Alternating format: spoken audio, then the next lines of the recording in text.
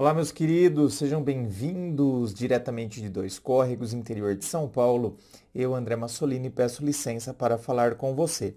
Lembrando que aqui embaixo, na descrição do vídeo, tem as informações sobre a gravação privada, que é a análise sigilosa do seu caso, da sua história, compartilhada somente com você, sem fila de espera.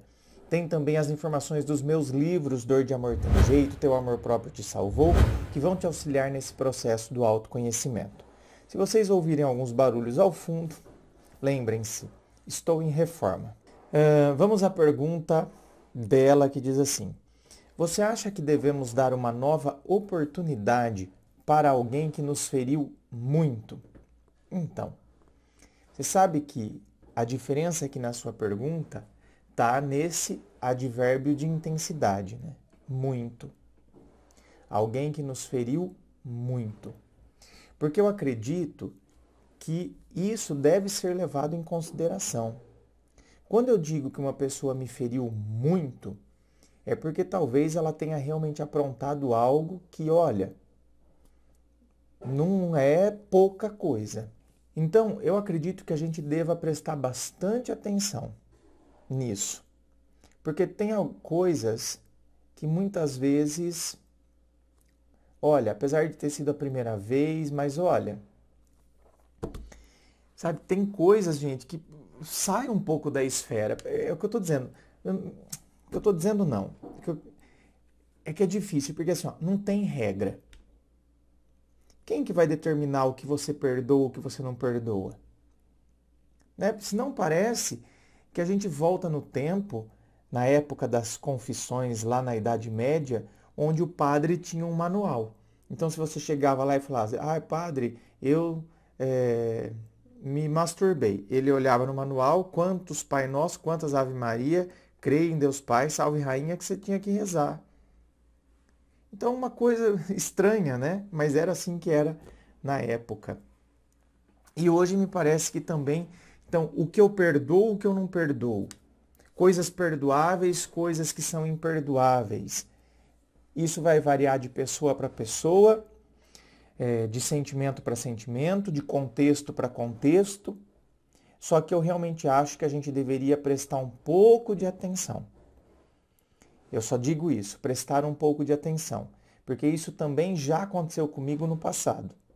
Eu já perdoei coisas que a pessoa tinha me ferido demais. E eu perdoei, tal, por quê? Porque eu estava tomado na época, estava tomado por paixão. Então a paixão, ela é péssima, porque ela acaba nos cegando. Então eu lembro que na época, isso lá em 2009, eu lembro que o cara que eu estava namorando, eu gostava bastante dele.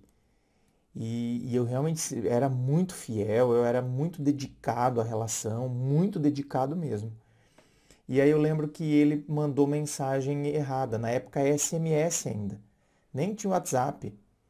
Ele mandou o SMS que ele mandou para mim, ele achou que estava mandando para o outro. Eles não tinham tido nada ainda, mas estavam em vias de fato. Tipo, ia acontecer naquela semana, só não aconteceu porque ele mandou o SMS errado para mim. E aí eu lembro que na época eu descobri, xinguei ele, não sei o quê, tá, porque ele morava em outra cidade. Então teve que ser tudo por telefone, né? Xinguei e tal. E aí eu lembro que eu falava pro meu amigo, porque eu fiquei muito mal, eu falava pro meu amigo, então, dá um toque para ele não vai falar comigo. Ah, que idiota, gente. Nossa, por isso que eu falo, tem coisas que a gente faz que depois a gente se envergonha. E às vezes as pessoas acham, por exemplo, que eu nunca passei por situações dessa. Pelo amor de Deus, gente, a vida é aprendizagem. A vida é amadurecimento. Então, olha isso. O cara aprontou comigo, entendeu? Desconsiderou toda uma relação que eu tinha, um respeito tão bacana que eu tinha em relação a ele. E eu ainda desesperado, querendo que ele viesse me procurar. E por que eu queria que ele viesse me procurar? Porque eu queria voltar. Essa é a verdade. E ainda falo pro meu, passou um dia, passou dois, ainda eu falei pro meu amigo, gente, mas dá um, né, porque eles tinham amizade no Face, dá um toque para ele, escuta, mas você não vai falar com o André, você não vai... E aí meu amigo deu o toque nele, aí ele falou, porque eu estava esperando ele ficar mais calmo. Aí ele entrou em contato, aí eu fui lá conversar com ele, e aí no mesmo dia, meu bem, a gente voltou. Né? Eu voltei com ele. E depois ele aprontou de novo. Então, ai meu Deus do céu, depois de um tempo, né? Depois de um tempo. Talvez ele tivesse aprontado, só que talvez depois de um tempo eu acabei pegando, né? De novo, uma outra situaçãozinha aí. Então, olha, meus queridos, eu acho que tem, por isso que eu digo, a gente tem que buscar o autoconhecimento. O que está me levando a perdoar a pessoa? Eu acho que essa tem que ser a pergunta. O que está me levando a perdoar a pessoa? É porque eu gosto muito. Cuidado, porque provavelmente na época, se alguém me perguntasse isso, eu teria respondido dessa forma. Eu teria respondido, eu tô voltando com ele porque eu gosto demais. E ele realmente, eu vi que ele está arrependido e tal. Hoje, eu vejo que essa resposta que eu teria dado lá em 2009, ela era uma resposta carregada de paixão, certo? Porque eu gosto muito. Tá, eu gosto muito, mas eu tô voltando por quê? Porque eu acho que eu não vou viver sem essa pessoa? Eu tô perdoando por quê? Porque eu acho que eu nunca vou gostar de ninguém que nem eu gostei dele? É por isso que o que está me levando a perdoar a pessoa? Ainda que ela tenha pisado na bola legal comigo. O que é que me leva? Agora, existem outros casos em que a pessoa cometeu um deslize, uma coisinha, sabe, eu fiquei chateado, mas eu vejo que de fato foi uma coisinha boba, um deslize, e eu vejo que, claro, a gente merece uma outra chance, né? Isso aí é totalmente, absolutamente contornável e não tem porquê.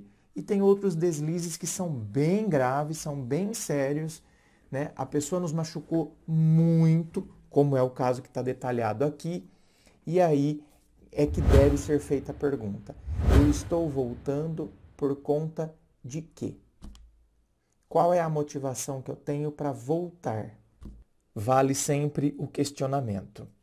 Inscreva-se, fico aqui aguardando a sua inscrição. Se você curtiu, dá o seu joinha, compartilhe com seus amigos. Muito obrigado, beijo no coração e, é claro, um forte abraço.